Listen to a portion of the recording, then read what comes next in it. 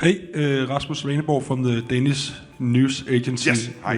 Danish news agency Rutte. Mark, you sit next to Donald Trump in moments where he talks about conquering Greenland, talks about lashing out at allies like Spain, starting trade wars, things that it doesn't seem like the old Mark Rutte would approve of.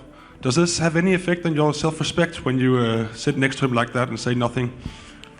You know, what I always do is acknowledge when praise is due, and I think we should praise Donald Trump for the fact that NATO is so much stronger. Of course, it has to do with the Russian threat, it has to do with the war in Ukraine, but it very much also has to do with President Trump delivering now what since Eisenhower the United States tried to achieve, equalizing spending between the US and Europe.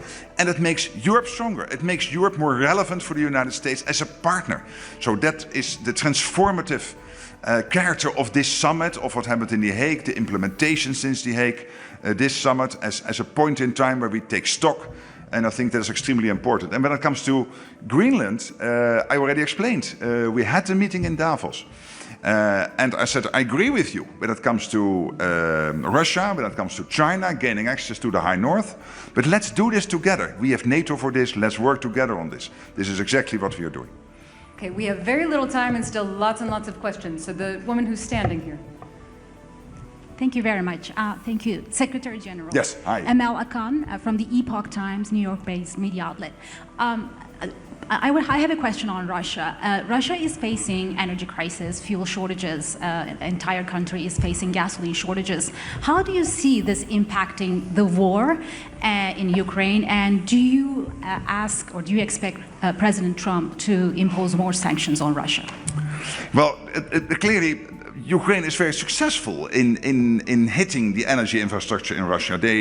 In Omsk yesterday, they claimed, and I think the Russians almost, well, I have this from the media, so I didn't get this confirmed from other sources, but I guess you reported this correctly, some of you did, at least yesterday, that they have been successful in striking deep into Russia, which was one of the biggest refinery plants in Russia. And this is part of a pattern over the last 2 months, where the Ukrainians are more and more successful in hitting the vital energy infrastructure in Russia. This is having an impact on people driving cars, ending up at the gasoline stations. There was news yesterday that they had to put out mobile toilets because people had to wait all night for gasoline. Well, I can assure you one thing as a politician. In the 16th, 17th century, you had to make sure there was enough bread.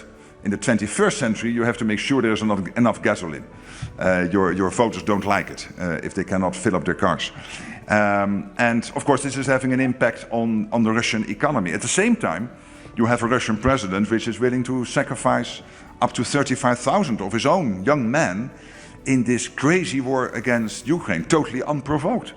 So again, to any Russian young man listening, if you contemplate joining the war effort, think again. You might be one of those 30 to 35,000 this month, next month, the month after, because your president somehow doesn't care. He is willing to sacrifice you. So this is what is happening. And I know that the US and the European Union, sanctions is not NATO, but the EU and European countries and the US and the United Kingdom are constantly coordinating when it comes to sanctions and to see what can be done.